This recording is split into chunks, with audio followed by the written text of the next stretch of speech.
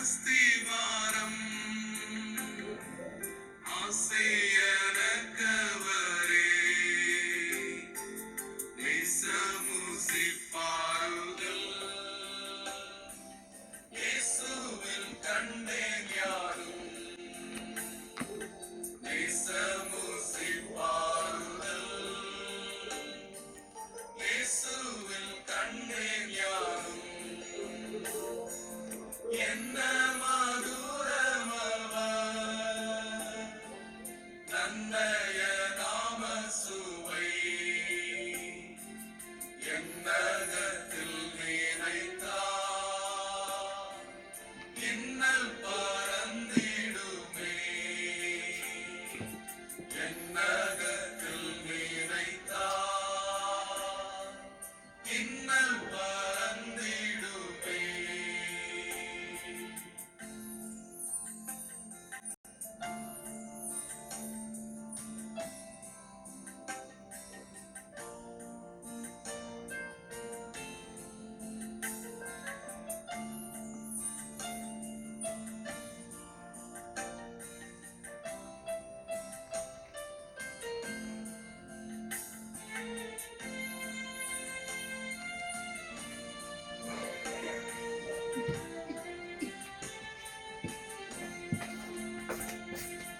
பஞ்சம் பசியுடனே நெஞ்சும் துயர் வந்தாலும் அஞ்சிடே இவரையும் தஞ்சம் இயேசு இருக்கையில் அஞ்சிடே இவரையும் தஞ்சம் இயேசு இருக்கையில்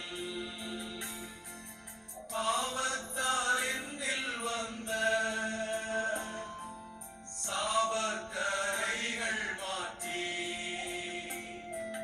சோபித ரீதியுடை ஆபரணமாயிவா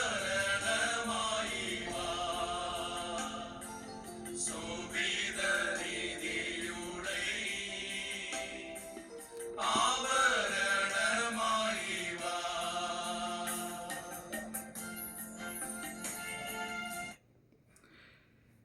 கர்த்தருக்குள் பிரியமானவர்களே, இன்னொரு மாலை வேத பாடத்தில் நாம் இணைவதற்கு கடவுள் கிருபை செய்திருக்கிறார். கடந்த 2 தினங்களுக்கு முன்பாக 5 மாநில சட்டப்பேரவை தேர்தல் முடிவுகள் வந்திருக்கிறது. கடவுள் எல்லாவற்றையும் ஆளுகிறவர், ராஜாக்களின் இருதயங்களை நேர்கால்களைப் போல திருப்புகிறவர்.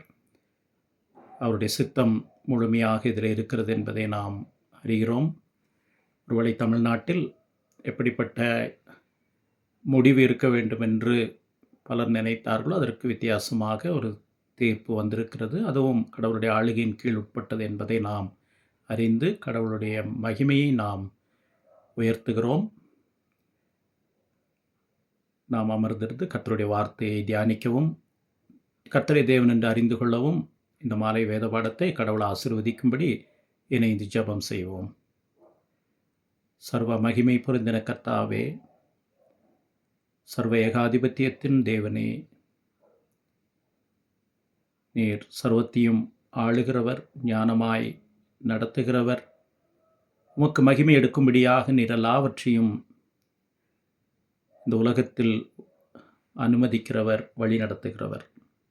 இப்படிப்பட்ட தேவனே நாங்கள் எங்களுடைய பிதாவாக பெற்றிருக்கிற ஸ்லாக்கியம், உம்மை அப்பா பிதாவே என்று அழைக்கும்படியான புத்திர சுவிகாரத்தின் ஆவி இயேசு கிறிஸ்துவின் மூலமாய் எங்களுக்கு கொடுத்திருக்கிற எல்லையில்லாத ஈவுகள், இவைகளுக்காக நன்றி சொல்லுகிறோம். இந்த காலை முதல் இந்த நேரம் வரையிலும் எங்களை பாதுகாத்தீர். இந்த மாலை வேத பாடத்தை நீர் ஆசீர்வதிக்கும் வண்ணமாக எங்களுடைய ஆவியாத்ம சரீரத்தை பிரதிஷ்டை செய்கிறோம். பரிசுத்த ஆவியானவர் தமது வார்த்தையை எங்களுக்கு ஆசீர்வாதமாக்கி கொடுக்க கெஞ்சுகிறோம். உம்முடைய வசனம் சமூலமும் சத்தியம். வானத்தின் சகல பிரஸ்தாபத்தை பார்க்கிலும் நீர் உமது வார்த்தையை உயர்த்தி இருக்கிறீர், மகிமைப்படுத்தி இருக்கிறீர். எங்களுடைய உள்ளங்களில் அது பிரகாசிக்கும்படியாக இந்த மாலையில் ஆவியானவர் எங்களுக்கு துணை செய்ய ஜெபிக்கிறோம். இயேசு கிறிஸ்துவின் வல்லமையுள்ள நாமத்தில் பணிவோடு ஸ்தோத்திரத்தோடு ஜெபிக்கிறோம். அன்புள்ள பிதாவே, ஆமேன். கடந்த 2 வாரங்களாக புதிய ஏற்பாட்டில் மேற்கோள் காட்டப்பட்ட பழைய ஏற்பாட்டு பகுதிகளினுடைய சாரம்சத்தை படித்து வருகிறோம். ஏறத்தாழ புதிய ஏற்பாட்டிலே 300க்கும் அதிகமான வசனங்கள், வியாக்கியானங்கள், அதோடு தொடர்புடைய செய்திகள் நேரடியாக மறைமுகமாக எடுத்து கையாளப்பட்டிருக்கிறது என்பதாக நாம் பார்த்தோம். இது 3 பாடங்களை நமக்கு கற்றுக் கொடுக்கிறது என்பதையும் பார்த்தோம். அதை ஞாபகப்படுத்திவிட்டு இன்றைய வேத பாடத்தின் பகுதிக்கு நாம் செல்லலாம். முதலாவது, பழைய ஏற்பாடு புதிய ஏற்பாடு அடங்கிய கடவுளுடைய வார்த்தை என்னும் வேதாகமும் ஒருங்கிணைந்த கடவுளுடைய வார்த்தை என்பதை இது நமக்கு சுட்டி காண்பிக்கிறது.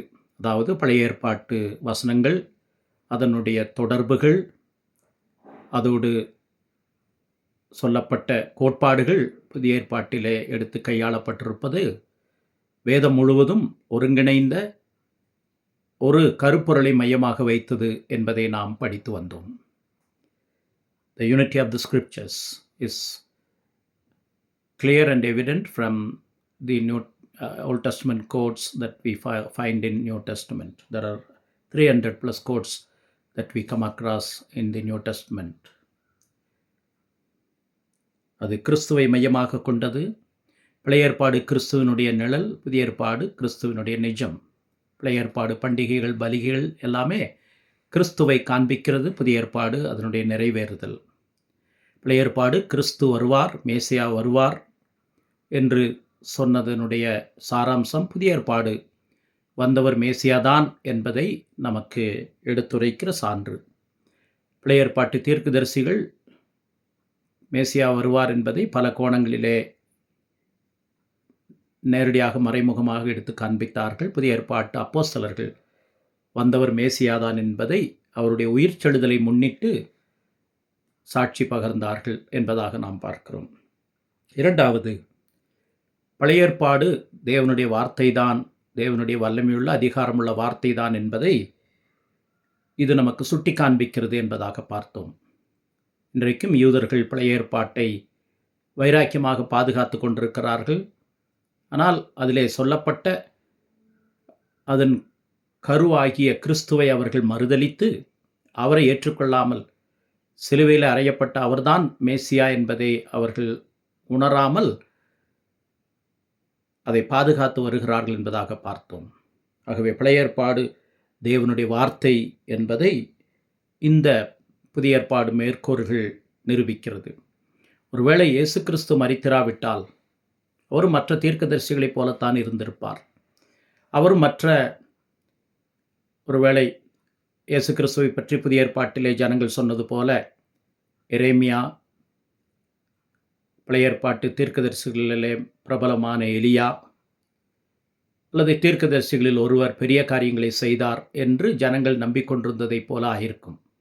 ஆனால் இயேசு கிறிஸ்து எலியாவை விட, தீர்க்கதரிசிகளை விட, யோவான் ஸ்நானகனை விட வல்லமையுடையவர், முதன்மையானவர், தேவனுடைய குமாரன் என்பதை பழைய ஏற்பாடு நிரூபிக்கிறது. புதிய ஏற்பாடு அதற்கு சான்று பகர்கிறது. மூன்றாவது, புதிய ஏற்பாடு பழைய ஏற்பாட்டினுடைய தொடர்ச்சியான வெளிப்பாடு என்றும் இந்த புதிய ஏற்பாட்டிலே எடுத்து கையாளப்பட்ட பழைய ஏற்பாட்டு வசனங்கள் நமக்கு நிரூபிக்கிறது. அதாவது புதிய ஏற்பாடும் கடவுளுடைய வார்த்தை வெளிப்பாடு நிறைவடைகிறது என்பதை இந்த புதிய ஏற்பாடு நமக்கு காண்பிக்கிறது. பூர்வ காலத்தில் பங்காக வகை வகையாக தீர்க்கதரிசிகள் மூலமாய் திருவுளம் பற்றின தேவன் இந்த கடைசி காலத்தில் தமது குமாரன் மூலமாக பேசியிருக்கிறார். அந்த குமாரனை கிறிஸ்துவாக, மேசியாவாக புதிய ஏற்பாடு நமக்கு அடையாளம் காட்டுகிறது. ஆகவே அந்த ப்ரொக்ரெசிவ் ரெவலேஷன், அதாவது தொடர்ச்சியான கடவுளுடைய வெளிப்பாட்டினுடைய நிறைவாக புதிய ஏற்பாடு இருக்கிறது என்பதை பழைய ஏற்பாட்டிலிருந்து மேற்கோள் காட்டப்பட்ட வேத வசனங்கள் நமக்கு தெளிவாக எடுத்து காண்பிக்கிறது.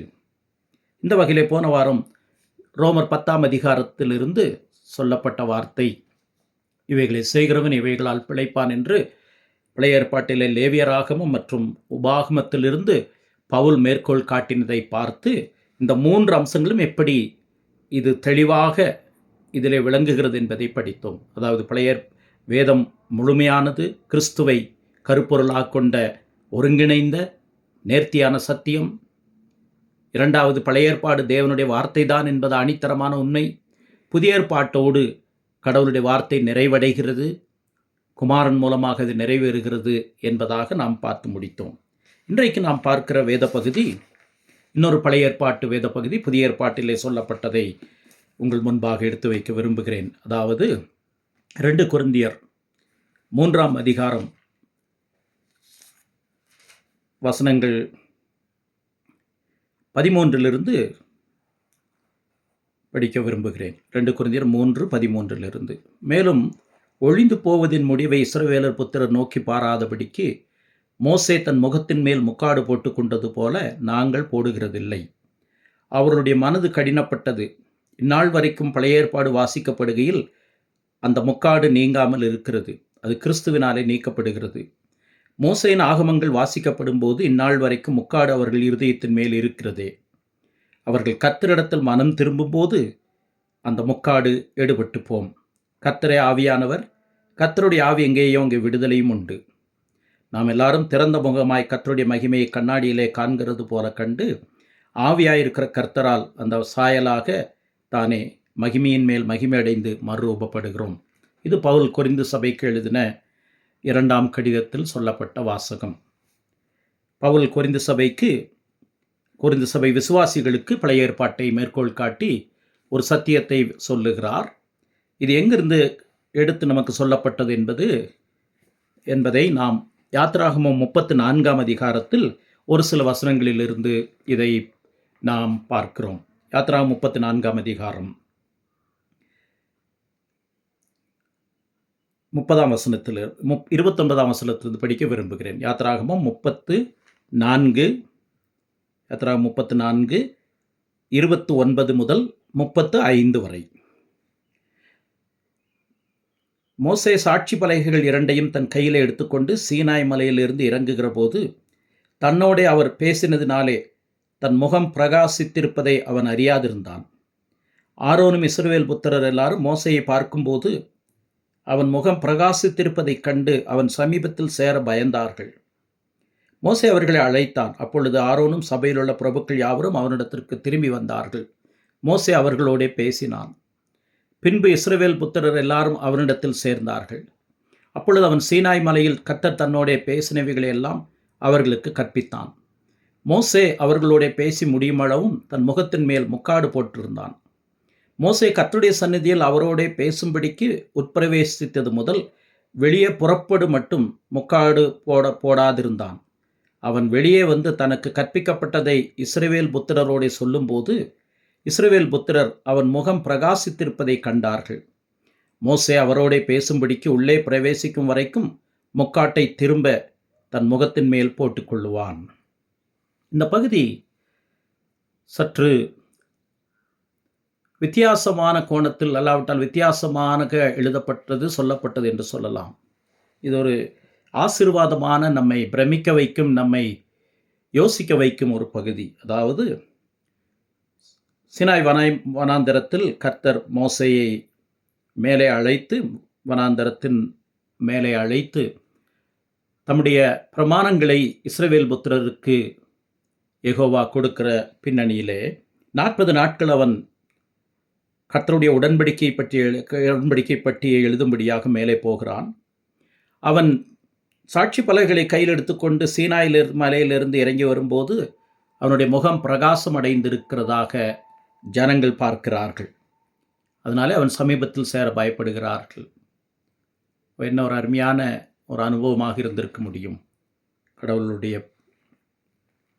முகத்தின் ஒளியானது அவனுக்கு காட்சியளித்தது. ஆகவே ஜனங்கள் சேர பயந்தார்கள். இங்கே அந்த நிகழ்ச்சியினுடைய விளைவாக மோசே ஜனங்களோடு பேசும்போது 33ஆம் வசனத்திலே மோசே அவர்களோட பேசி முடியும் அளவும் தன் முகத்தின் மேல் முக்காடு போட்டிருந்தான். ஜனங்கள் மோசேயினிடத்திலே வர பயந்தார்கள். அவன் முகம் கடவுளுடைய பிரசன்னத்தில் இருந்தபடியினாலே பிரகாசமாயிருந்தது. இன்றைக்கு இப்படிப்பட்ட விசுவாசிகள் நம்ம மத்தியிலே இருப்பது எவ்வளவு அவசியமானது. ஒருவேளை மோசேயை போன்று ஜனங்கள் பயப்படத்தக்க அளவிலே கடவுளுடைய பிரசன்னத்தை ருசிக்கும்படியாக அல்ல, கடவுளுடைய மகத்துவத்தை உணர்கிற ஊழியக்காரர்கள், தனிப்பட்ட விசுவாசிகள் இந்த இருள் நிறைந்த உலகத்தில், அநீதி நிறைந்த உலகத்தில் தேவையாகிறார்கள். அப்பொழுது மோசே கர்த்தருடைய சந்நிதியில் அவரோட பேசும்படிக்கு உட்பிரவேசித்தது முதல் வெளியே புறப்படும் மட்டும் முக்காடு போடாதிருந்தான். கடவுளுடைய பிரசன்னத்திலே போகும்போது அவனுக்கு முக்காடு அவசியம் இல்லாமல் இருந்தது. ஆனால் வெளியே வரும்போது, அவன் வெளியே வந்து தனக்கு கற்பிக்கப்பட்டதை இஸ்ரவேல் புத்தருடைய சொல்லும்போது அவன் அவரோட பேசும்படிக்கு உள்ளே பிரவேசிக்கும் வரைக்கும் முக்காடை திரும்ப முகத்தின் மேல் போட்டுக் கொள்ளுவான். அவரோடு கடவுளோடு பேசும் வரைக்கும், பிரவேசிக்கும் வரைக்கும் முக்காடை போட்டுக்கொள்வான். ஜனங்களிடத்திலே பேசும்போது முக்காடை போட்டுக்கொள்வான். அதைத்தான் பவுல் 2 கொரிந்தியர் 3ஆம் அதிகாரத்திலே அவருடைய மனது கடினப்பட்டது, அவர்கள் ஒளிந்து போகிற மகிமையை இஸ்ரவேல் புத்திரர் நோக்கி பார்க்க முடியாதபடிக்கு மோசே தன் முகத்தின் மேல் முக்காடு போட்டுக்கொண்டது போல நாங்கள் போடுகிறதில்லை. பவுல் அதை சொல்லுகிறார். மோசேயின் ஆகமங்கள் வாசிக்கப்படும் போது இந்நாள் வரைக்கும் முக்காடு இருக்கிறது. இதற்கு விளக்கமும் கொடுக்கிறார். இதைத்தான் நாம் இந்த மாலையில் 4 கோணங்களில் சிந்திக்க இருக்கிறோம். பவுல் தன்னுடைய நிருபத்தில் கொரிந்து சபை விசுவாசிகளுக்கு சொல்லுகிற சத்தியம், இதனுடைய அடிப்படையிலே 4 காரியங்களை நமக்கு கற்றுக் கொடுக்கிறது. முதலாவது, யாத்ரா 34ஆம் அதிகாரம் 33ஆம் வசனத்தில் கர்த்தர் என்கிற வார்த்தை இந்த பகுதியிலே 34ஆம் அதிகாரம் 34ஆம் வசனத்திலே கர்த்தர் தன்னோடு பேசினார், கர்த்தருடைய சந்நிதி என்று மோசே சொன்னது திரியேக தேவனுடைய உடன்படிக்கையின் நாமம் என்பதாக நாம் பார்க்கிறோம். திரியேக தேவனின் உடன்படிக்கையின் நாமம், அதாவது கர்த்தருடைய சந்நிதி, கர்த்தர் தன்னோடு பேசினது, இவைகளெல்லாம் திரியேக தேவனின் உடன்படிக்கையின் நாமம் என்பதாக பார்க்கிறோம். யெகோவா என்கிற வார்த்தை யாவே என்பதோடு தொடர்புடையதாக இருந்தாலும், கடவுள் ஆபிரகாம், ஈசாக்கு, யாக்கோபு என்பவர்களோடு உடன்படிக்கை செய்து அந்த உடன்படிக்கையை ரட்சிப்பின் திட்டமாக எப்படி வெளிப்படுத்தினார் என்பதை சொல்லுகிற வார்த்தை தான் கர்த்தர் என்கிற வார்த்தையை இந்த இடத்திலே பயன்படுத்துகிறார். 2 கொரிந்தியர் 3ஆம் அதிகாரம் 16ஆம் வசனத்திலே அவர்கள் கர்த்தரிடத்தில் மனம் திரும்பும் போது அந்த முக்காடு எடுபட்டு போகும் என்பதும் இந்த இடத்திலே, இந்த பகுதியிலே தெளிவாக திரித்துவத்தை, திரியேக தேவனை, உடன்படிக்கையின் கர்த்தரை பவுல் மோசே சொன்னதாக சொல்லுகிறார். அதாவது கர்த்தரிடத்தில் மனம் திரும்பும் போது என்ன சொல்லும்போது, கூரியாஸ் என்கிற வார்த்தை மரணத்தை ஜெயித்தெழுந்தவர், அது கர்த்தராகிய இயேசு கிறிஸ்துவை பற்றிய வார்த்தை. அடுத்த வார்த்தையை பார்க்கலாம். கர்த்தராகிய இயேசு கிறிஸ்து மரணத்தை ஜெயித்தெழுந்து எங்கே இருக்கிறார்? பிதாவின் வலது பார்சத்தில் இருக்கிறார். அவர்கள் கர்த்தரிடத்தில் திரும்பும்போது, சிலுவையில் நிறைய பேர் மரித்தார்கள். தங்களுடைய பாவத்திற்காக ரோம சாம்ராஜ்யத்தால் கண்டுபிடிக்கப்பட்டு, தவறுதலாக இருக்கலாம், சரியாக இருக்கலாம், அநேகர் மரித்து போனார்கள். ஆனால் ஆண்டவராகிய இயேசு கிறிஸ்து சிலுவையிலே மரித்தது அவருடைய பாவத்திற்காக அல்ல, உங்களுடைய பாவத்திற்கு வர வேண்டிய தண்டனையை குமாரனாகிய, தேவகுமாரனாகிய, மனுஷகுமாரனாகிய அவர் ஏற்றுக்கொண்டு மரித்து உயிர்த்தெழுந்தார். உயிர்த்தெழுந்து இன்றைக்கு பிதாவினுடைய வலது பார்சத்தில் இருக்கிறார். ஆகவே தான் அவரை கர்த்தர் என்று சொல்லுகிறோம். அப்போ உயிர்த்தெழுந்த ஆண்டவர் திரித்துவத்தின் 2வது நபர், பிதாவின் வலது பார்சத்திலே வெற்றி சிறந்து உயிர்த்தெழுந்த உட்கார்ந்து இருக்கிறவர். அப்போ பிதாவினுடைய அதிகாரத்தையும் வல்லமையும் நாம் இங்கே பார்க்கிறோம். 17ஆம் வசனத்திலே கர்த்தரே ஆவியானவர், கர்த்தருடைய ஆவி அங்கே விடுதலை உண்டு என்று சொல்லப்படுகிற வாக்குத்தத்தத்தையும் பரிசுத்த ஆவியானவர் மூலமாக பவுல் இந்த சபைக்கு சொல்லுகிறார். ஆகவே முதலாவது இந்த பகுதி, பழைய ஏற்பாட்டிலிருந்து பவுல் கொரிந்து சபைக்கு சொல்லுகிற இந்த பகுதியானது முதலாவது இங்கே திரியேக தேவனுடைய ரட்சிப்பின் திட்டத்தை பற்றி சொல்லுகிறார் என்பதை நாம் புரிந்து கொள்ள வேண்டும். ஏனென்றால் 4ஆம் அதிகாரத்திற்கு வருவோம். 4ஆம் அதிகாரத்திலே 4ஆம் வசனத்தில் சுவிசேஷத்தை பற்றி சொல்லுகிறார்.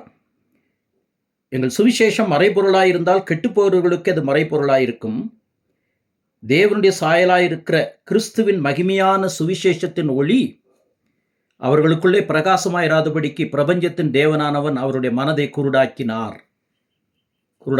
அப்படி என்றால் கர்த்தராகிய இயேசு கிறிஸ்துவிலே தேவனுடைய சாயலாயிருக்கிற கிறிஸ்துவின் மகிமையான சுவிசேஷத்தை பற்றி சொல்லுகிறார். அப்போ முதலாவது பாடம் இந்த பகுதி யாத்ராகமம் புஸ்தகத்திலே நடந்த சம்பவத்திலிருந்து, மோசேயினுடைய வாழ்க்கை நடந்த சம்பவத்திலிருந்து பவுல் கொரிந்து சபைக்கு சொல்லுகிற செய்தியினுடைய சாரம்சம். முதலாவது, கர்த்தர் என்பது, கர்த்தருடைய பிரசன்னம், கர்த்தர் என்பது அந்த வார்த்தை உடன்படிக்கையின் தேவன், ரட்சிப்பின் திட்டத்தை செயலாக்குகிற திரியேக தேவனுடைய செயல்பாடு என்பதை புதிய ஏற்பாட்டிலே அவர் விளக்குகிறார். ஒருவேளை அந்த கொரிந்து சபையிலே யூத பின்னணியிலிருந்து விசுவாசிகளாக வந்தவர்கள் இருந்திருப்பார்கள். அவர்களுக்கு யெகோவா என்றால் ஒருவர் தான், மூன்று நபர், 3 பேர் என்பதெல்லாம் அவர்களுக்கு ஏற்றுக்கொள்ளப்பட முடியாத தத்துவம். யெகோவா ஒருவர் தான், திரியேக தேவன் என்பதெல்லாம் கிடையாது. ஆவியானவர் என்று சொன்னால் பிதாவினிடத்திலிருந்து அவர் ஒருவேளை பிதாவினுடைய செய்கையாக வருகிறார் என்றெல்லாம் நினைக்கிறார்களே தவிர, வேதம் சொல்லுகிறபடி, நாம் விசுவாசிக்கிறபடி பிதா, குமாரன், பரிசுத்தாவியானவராகிய திரியேக தேவன் என்று அவர்கள் ஏற்றுக்கொள்வது கிடையாது. அந்த பின்னணியிலிருந்து வந்த விசுவாசிகள் இருப்பார்கள் என்று சொன்னால் அவர்களுக்கு இந்த பகுதியை, மோசே வாழ்க்கையில் நடந்த சம்பவத்தை அவர் ஞாபகப்படுத்தி, அங்கே கர்த்தருடைய பிரசன்னம், கர்த்தருடைய சந்நிதி என்று பவுல் மோசேயை பற்றி சொல்லதெல்லாம் திரியேக தேவனை பற்றித்தான் என்பதாக வலியுறுத்துகிறதாக பார்க்கிறோம். அது முதலாவது செய்தி. இரண்டாவது, யாத்ரா 34:24 மோசே கர்த்தருடைய சந்நிதியில் பிரவேசித்தான் என்பதாக நாம் பார்க்கிறோம். 30ஆம் வசனத்திலேயும் மோசே கடவுளுடைய பிரசன்னத்திலே அவன் பிரவேசித்தான். அந்த கூடாரத்திற்குள்ளே அவன் பிரவேசிக்கிறான். கடவுளுடைய பிரசன்னத்திலே யாரும் வர முடியாத நிலையில் மனுக்குலம் இருக்கிறது. கடவுளுடைய பிரசன்னத்தை விட்டு நாம் தூரமாக இருக்கிறோம்.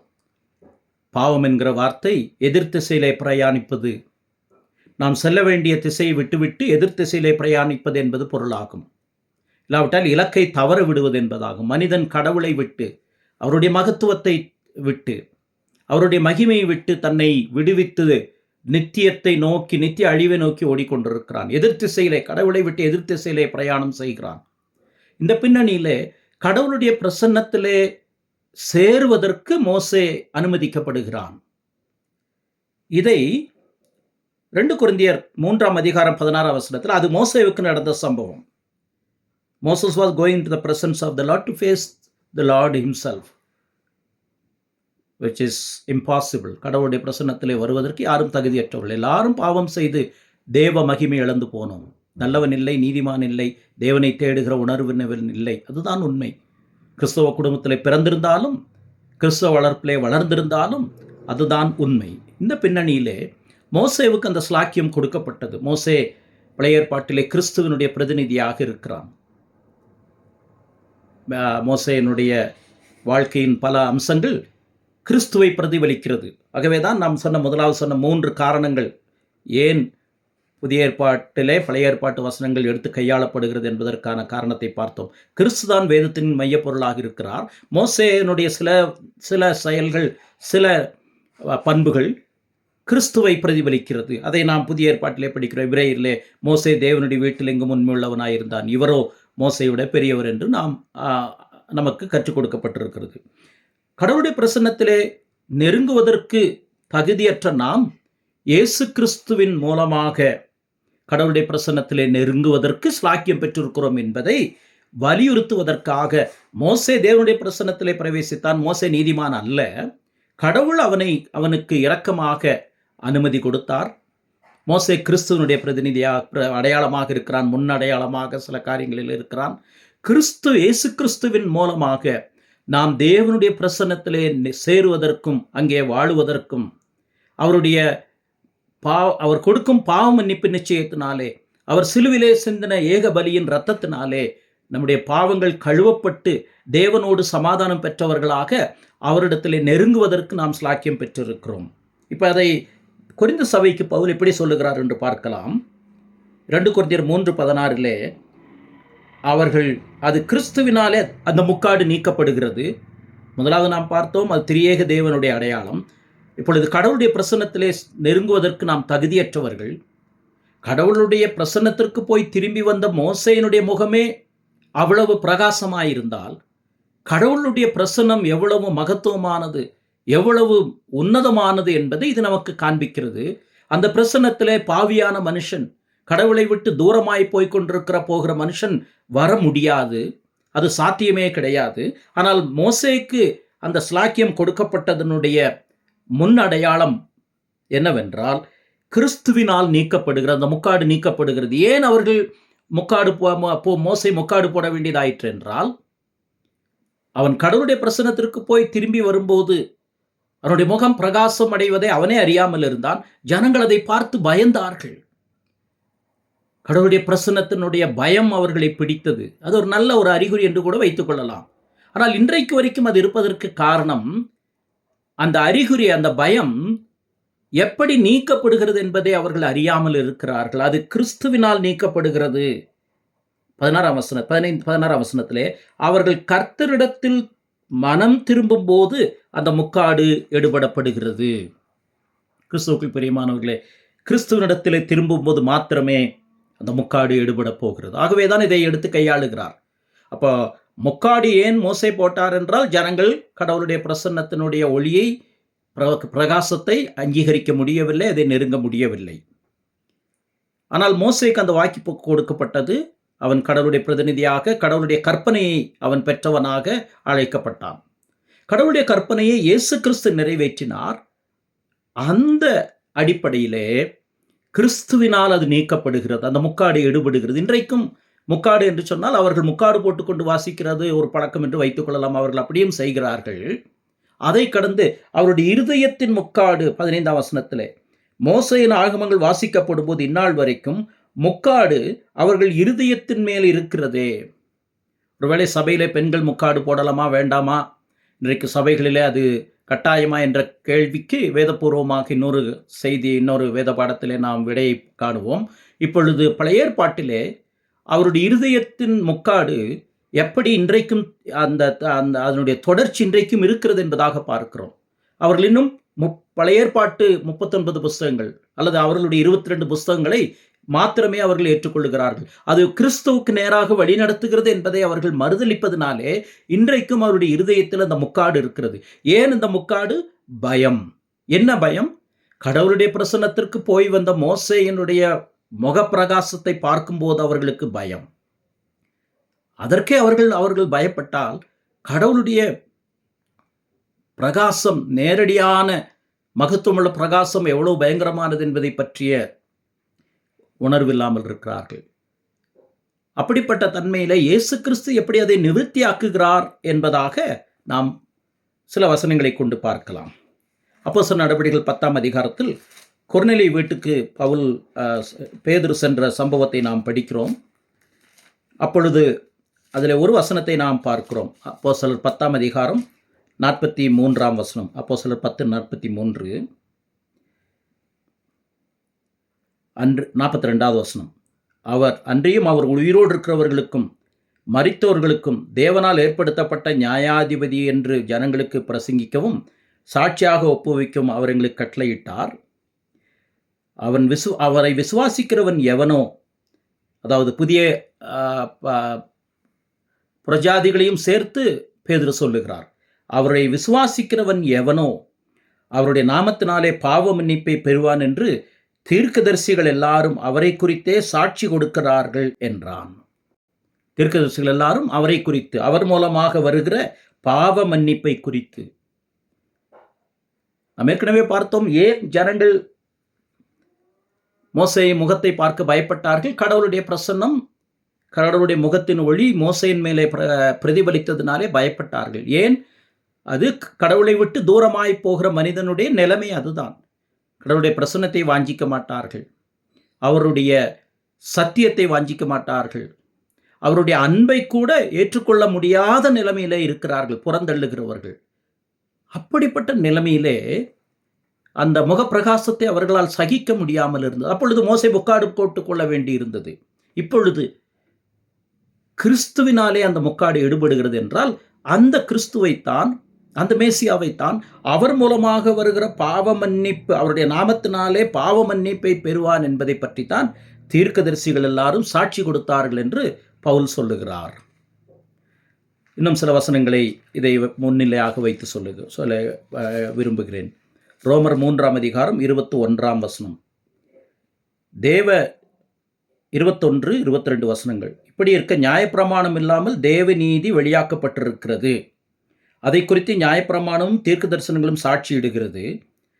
அதாவது நியாயப்பிரமாணம் இல்லாமல் தேவநீதி செயல்பட முடியுமா? நியாயப்பிரமாணம் கண்டிப்பாக அவசியம். நாம் நம்முடைய பாவத்தை சுட்டி காண்பிப்பது நியாயப்பிரமாணம். ஆனால் நியாயப்பிரமாணத்தை தாண்டி தேவநீதி வெளியாக்கப்பட்டிருக்கிறது என்றால் அது அடுத்த வசனத்தில் இயேசு கிறிஸ்துவை பற்றும் விசுவாசத்தினாலே பலிக்கும் தேவநீதி. என்ன அருமையாக வேதம் சொல்லுகிறது. நியாயப்பிரமாணம் தேவனுடைய நீதியை சொல்லுகிறது, உண்மைதான். அதை யாரும் சகிக்க முடியாது, அதை யாரும் நெருங்க முடியாது. அந்த பின்னணியிலே சுவிசேஷம் என்னவென்றால், நியாயப்பிரமாணம் இல்லாமல் தேவநீதி வெளியாக்கப்பட்டிருக்கிறது. அந்த தேவநீதி எப்படி வெளிப்படுத்தப்பட்டது? இயேசு கிறிஸ்துவை பற்றும் விசுவாசத்தினாலே பலிக்கும் தேவநீதியே. விசுவாசத்தினால் பலிக்கும் தேவநீதி. யாரை விசுவாசிப்பதனாலே? இயேசு கிறிஸ்துவை. அதைத்தான் பழைய ஏற்பாட்டு தீர்க்கதரிசிகள் சொன்னார்கள். விசுவாசிகள் எவர்களுக்குள்ளும் எவர்கள் மேலும் அது பலிக்கும், வித்தியாசமே இல்லை. எல்லாரும் பாவம் செய்து, இது பவுல் ரோமாபுரியில் உள்ள விசுவாசிகளுக்கு எழுதுகிறார். அதில் யூதர்களுக்கும் சொல்லுகிறார், கிரேக்கர்களுக்கும் சொல்லுகிறார். புதிய ஏற்பாடு புஸ்தகங்கள் எழுதப்படும் போது, கடிதங்கள் எழுதப்படும் போது அவர்கள் கையிலே பழைய ஏற்பாடு தான் இருக்கிறது. அப்பொழுது எல்லாரும் என்று சொன்னால் பழைய ஏற்பாட்டிலே இருந்தவர்கள், யூதர்கள், புறஜாதிகள், கிரேக்கர் எல்லாருமே சேர்ந்தது தான். எல்லாரும் பாவம் செய்து தேவ மகிமையற்றவர்களாகி இலவசமாய், இந்த வார்த்தை அருமையான வார்த்தை, இலவசமாய் அவருடைய கிருபையினாலே இயேசு கிறிஸ்துவில் உள்ள மீட்பை கொண்டு நீதிமான்களாக்கப்படுகிறார்கள். இப்படி பழைய ஏற்பாட்டிலும் புதிய ஏற்பாட்டிலும் இது சொல்லப்பட்டிருக்கிறது. ஏசாயா 33ஆம் அதிகாரத்திற்கு வருவோம். ஏசாயா 33ஆம் அதிகாரம் 22வது வசனம். ஏசாயா 33:22. கர்த்தர் நம்முடைய நியாயாதிபதி, நம்ம நியாயம் விசாரிக்கிறவர். கர்த்தர் நம்முடைய நியாயப்பிரமாணிகர். Is a judge, is a lawgiver and both lawgiver and judge. நியாயாதிபதி, நம்ம நியாயம் விசாரிக்கிறவர். நியாயப்பிரமாணிகர், நியாயப்பிரமாணத்தை கொடுத்தவரும் அவர்தான். அதோடு முடித்திருந்தால் நமக்கு நம்பிக்கையே கிடையாது, சமாதானம் கிடையாது, பாவ மன்னிப்பு நிச்சயம் கிடையாது. ஏனென்றால் நியாயப்பிரமாணத்தை ஒருவரும் கை கொள்ள முடியாது. கடவுளுடைய நியாய விசாரிப்பை யாரும் ஏற்றுக்கொள்ள, அங்கீகரிக்க முடியாத நிலைமையில நாம் இருக்கிறோம். அந்த வசனம் என்ன சொல்லுகிறது? தொடர்ந்து ஏசாயா 33:22. கர்த்தர் நம்முடைய ராஜா, அவர் நம்மை ரட்சிப்பார். Is king, both king and saviour. என்ன அருமையான சத்தியம். அவர் கடவுள் நீதி உள்ளவர் என்பதை சொல்லாத சுவிசேஷம் அரைகுறையான பாதி கிணறு தாண்டுவது போல சொல்லப்படுகிற செய்தி. பாதி கிணறு ஆபத்தானது. கடவுள் நீதிபரர், எல்லையில்லாத நீதிபரர், எல்லையில்லாத பரிசுத்தர். அவரை நெருங்க நம்மால் முடியாது. இயேசு கிறிஸ்துவின் மூலமாக மாத்திரமே அவர் நம்மை ரட்சிக்கிறார். அவர் நம்முடைய நியாயாதிபதி, நியாயப்பிரமாணிகர், அவர் ராஜா, அவர் நம்மை ரட்சிப்பார், நம்மை ரட்சிக்கிற ராஜா. அதைத்தான் கிறிஸ்து நிறைவேற்றினார். 2 கொரிந்தியர் 5ஆம் அதிகாரம் 19வது வசனம். இவைகளெல்லாம் நாம் குறிப்பிடுவதற்கு காரணம், அந்த மோசே என்னுடைய அனுபவத்திலிருந்து நாம் படிக்கிற பாடம். கடவுளுடைய பிரசன்னத்திலே நாம் நெருங்க முடியாது. மோசேயாகவே ஜனங்களை சந்திக்க வரும்போது முக்காடு போட்டுக்கொள்ளுகிறான். அந்த முக்காடு எடுபடும் என்று பழைய ஏற்பாட்டிலும் சொல்லப்பட்டது, புதிய ஏற்பாட்டிலும் சொல்லப்படுகிறது. அதைத்தான் புதிய ஏற்பாட்டு வசனம் நமக்கு ஆணித்தரமாக சொல்லுகிறது. அதனுடைய பின்னணியிலே இயேசு கிறிஸ்துவைத்தான் தீர்க்கதரிசிகள் எல்லாரும் பழைய ஏற்பாட்டிலே உரைத்தார்கள். அவர் மூலமாக மாத்திரமே ரட்சிப்பு இருக்கிறது என்பதை உரைத்தார்கள் என்று நமக்கு வேதம் சொல்லுகிறது. 2 கொரிந்தியர் 5:19. தேவன் உலகத்தாருடைய பாவங்களை எண்ணாமல் கிறிஸ்துவுக்குள் அவர்களை தமக்கு ஒப்புரவாக்குதலின் உபதேசத்தை எங்களிடத்தில் ஒப்புக் கொடுத்தார். கடவுளோடு ஒப்புரவாகக்கூடிய ஸ்லாக்கியத்தை அவர் கொடுத்தார். மோசேயினுடைய பிரகாசத்தை அவர்கள் பார்க்க முடியாமல், அதை சகிக்க முடியாமல் இருந்தார்கள். புதிய ஏற்பாட்டிலே, பழைய ஏற்பாட்டிலே விசுவாசிகளும் கிறிஸ்துவை விசுவாசிப்பதன் மூலமாக அதிலிருந்து விடுபடுகிறார்கள். அந்த முக்காடு பழைய ஏற்பாட்டு விசுவாசிகளிடத்திலேயும் அது நம்பிக்கையை கொடுக்கிறது. அது முக்காடு விடுபடுகிறது. ஆனால் இன்றைக்கு வரைக்கும் கிறிஸ்துவை பார்க்காதவர்கள், கிறிஸ்துவின் மூலமாக வெளிப்படுத்தப்பட்ட தேவ மகிமையை விசுவாசத்தின் மூலமாக ஏற்றுக்கொள்ளாதவர்கள் இன்றைக்கும் கடவுளுடைய பிரசன்னத்தை, கடவுளுடைய மகிமையை நோக்கி பார்க்க முடியாது. ஆனால் அது முக்காடு எப்பொழுது எடுபடப்படுகிறது? கிறிஸ்துவிலே அது எடுபடப்படுகிறது. மனம் திரும்பும் போது. 2 கொரிந்தியர் 3:18 நாம் என்ன படிக்கிறோம்? 2 கொரிந்தியர் நாம் முதலிலே வாசித்த அதே பகுதியிலே, நாம் எல்லாரும் திறந்த முகமாய் கர்த்தருடைய மகிமையை கண்ணாடியிலே காண்கிறது போல கண்டு ஆவியாயிருக்கிற கர்த்தரால் அந்த சாயலாக தானே மகிமையின் மேல் மகிமை அடைந்து மறுரூபப்படுகிறோம், மனம் திரும்புகிறோம். கர்த்தருடைய ஆவியானவர் கொண்டு வருகிற விடுதலையின் மூலமாக மாத்திரமே நாம் விடுதலை அடைகிறோம். அதை விசுவாசத்தின் மூலமாக நாம் நிறைவேற்றுகிறோம். மனம் திரும்புதல் என்பது, நான் ஏற்கனவே சொன்னேன், பாவம் என்பது கடவுள் எதிர்த்திசையிலே போவது என்பது, மனம் திரும்புதல் என்பது யூட்டர்ன் என்று சொன்னால், நாம் எதிர்த்திசையிலே போய் கொண்டிருக்கிறேன், நான் திரும்பி வர வேண்டும் என்று நம்முடைய சிந்தையிலே, நம்முடைய உணர்ச்சியிலே, நம்முடைய சித்தத்திலே மனம் திரும்பி கடவுளிடத்திலே நம்முடைய வாழ்க்கையை ஒப்புக் கொடுப்பது இயேசு கிறிஸ்துவின் மூலமாக.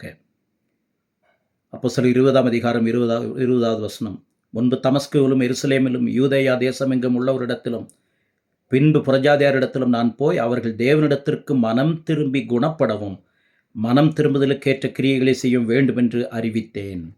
தெளிவாக பவுல் சொல்லுகிறார். கிறிஸ்துவனிடத்தில், தேவனிடத்திற்கு மனம் திரும்ப வேண்டும். அதை இயேசு கிறிஸ்துவை மூலமாக, இயேசு கிறிஸ்துவை பற்றி விசுவாசத்தினாலே பாவ மன்னிப்பையும் பரிசுத்தமாக்கப்பட்டவருடைய சுதந்திரத்தையும் பெற்றுக்கொள்ளும்படியாக அவர்கள் இருளை விட்டு ஒளியினிடத்திற்கும் சாத்தானுடைய அதிகாரத்தை விட்டு தேவனிடத்திற்கும் திரும்பும்படிக்கு நீர் அவருடைய கண்களை திறக்கும் பொருட்டு இப்பொழுது உன்னை அவர்களிடத்தில் அனுப்புகிறேன் என்றார். முதலாவது அது திரியேக தேவனுடைய நாமத்தை சொன்னார் என்று படித்தோம்.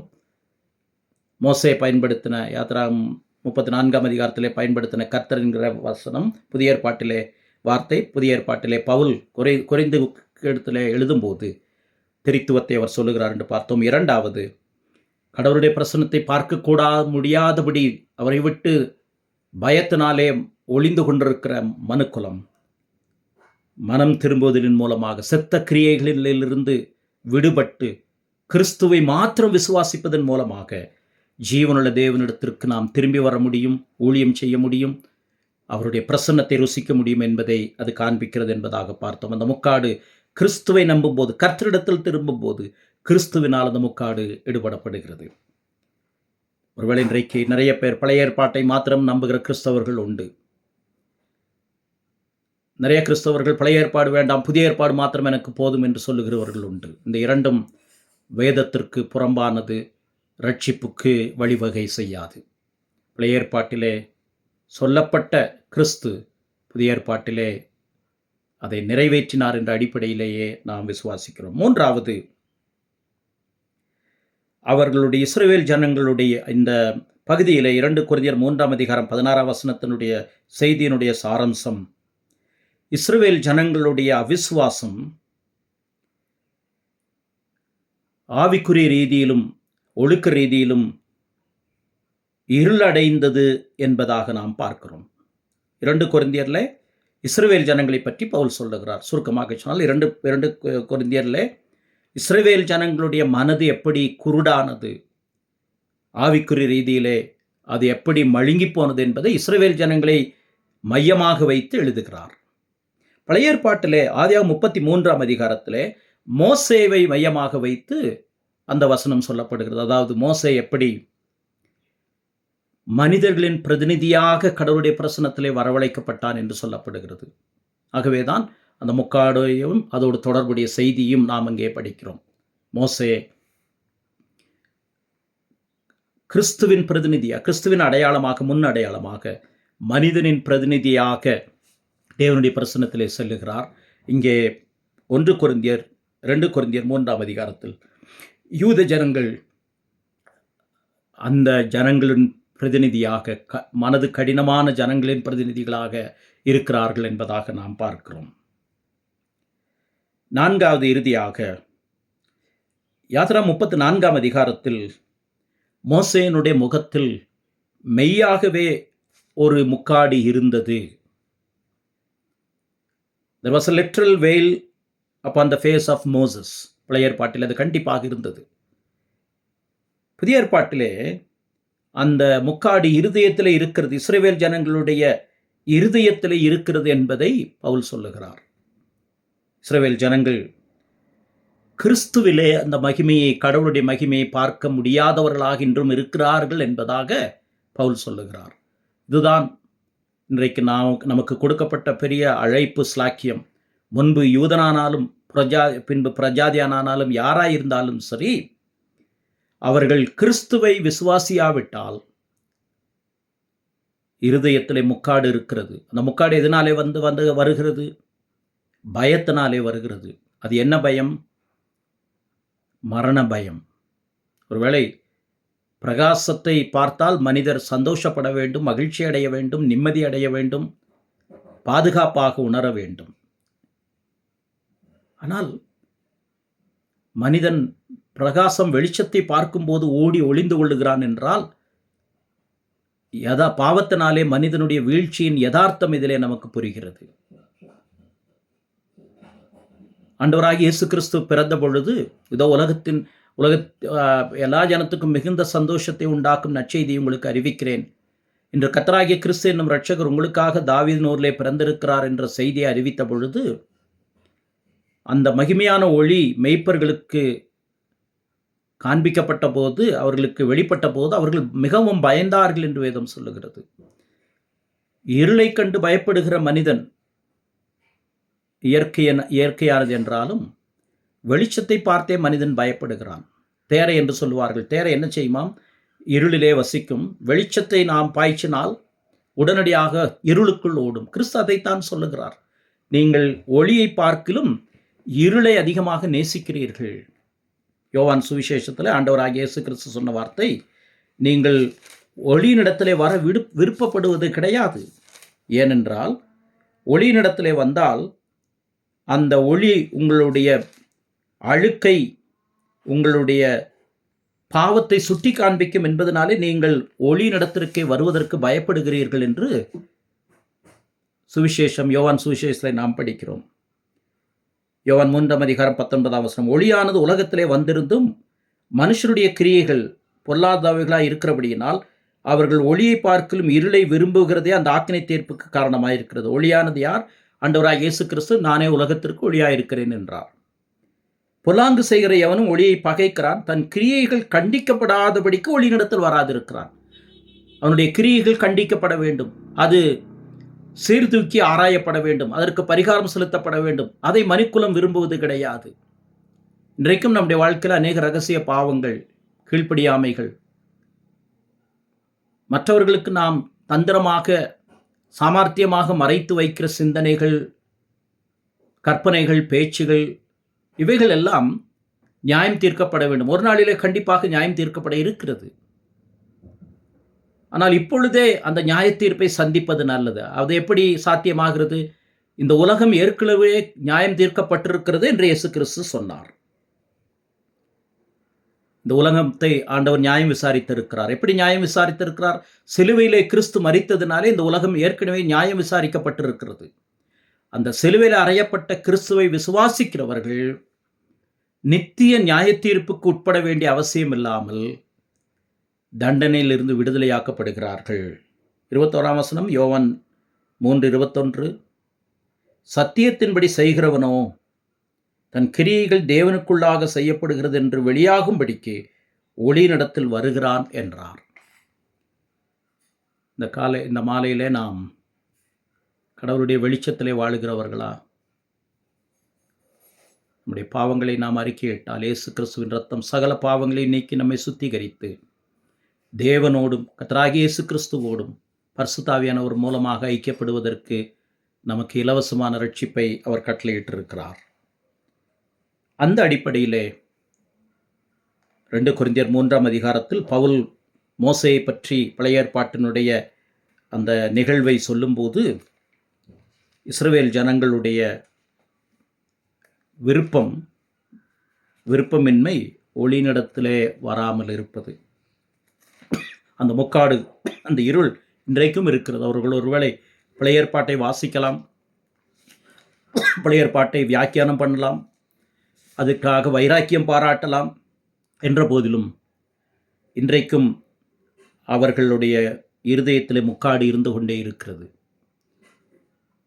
இந்த வேத பாடத்தில் இணைந்திருக்கிற அநேகர், ஒருவேளை கிறிஸ்தவர்கள், பல தலைமுறைகளாக கிறிஸ்தவர்களாக இருக்கிறவர்கள் கூட இஸ்ரவேல் ஜனங்களைப் போல வேதத்தை வாசிக்கும் போது முக்காடோடு நாம் வாசிக்க முடியும். அந்த பகுதியை நாம் இன்னொரு தொடர்ந்து படிக்கும்போது அவர்கள் பழைய ஏற்பாட்டை வாசிக்கிறார்கள். அதாவது 14ஆம் 15ஆம் வசனத்தில் அவருடைய மனது கடினப்பட்டது, இந்நாள் வரைக்கும் பழைய ஏற்பாடு வாசிக்கப்படுகையில்.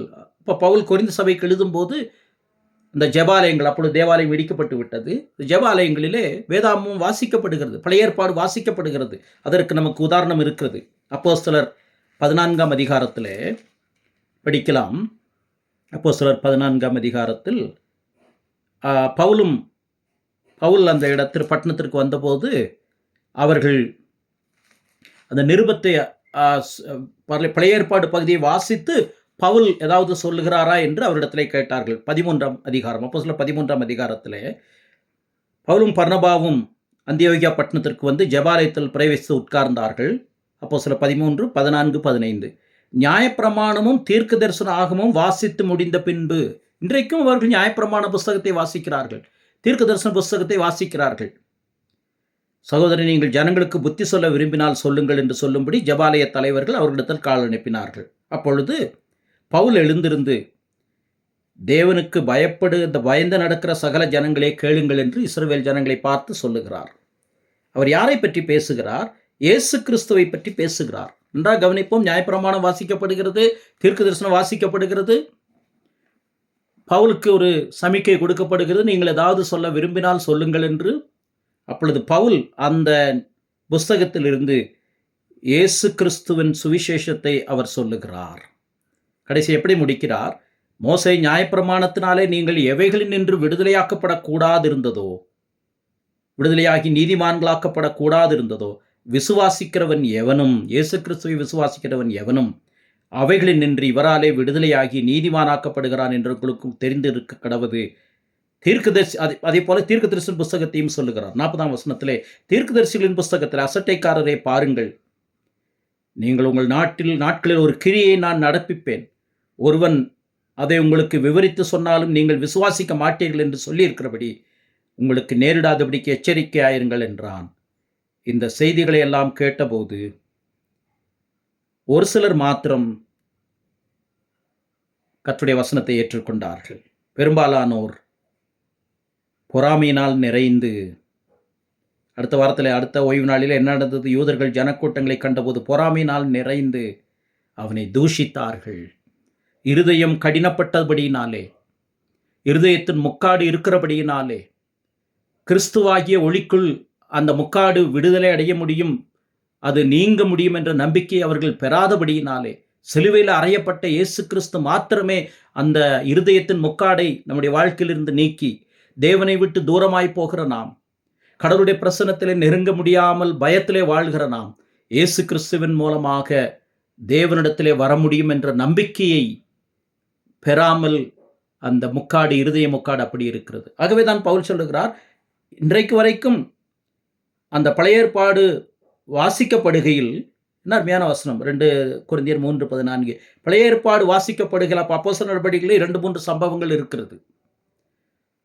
பழைய ஏற்பாடு, அவர்கள் ஜெபாலயத்திற்கு போவார்கள், பேசும்போது பழைய ஏற்பாட்டிலிருந்து எடுத்து காண்பிப்பார்கள், தீர்க்கதரிசியின் ஆகமத்திலிருந்து கிறிஸ்துவை எடுத்து காண்பிப்பார்கள். பிலிப்புவும் அப்படித்தான்.